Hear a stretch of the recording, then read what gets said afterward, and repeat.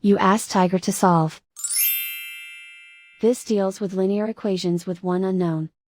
The final result is x equals 64 over 5. Let's solve it step by step.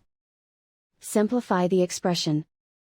Find the greatest common factor of the numerator and denominator. Factor out and cancel the greatest common factor. Swap sides. Isolate the x. Multiply both sides by 16. Group like terms.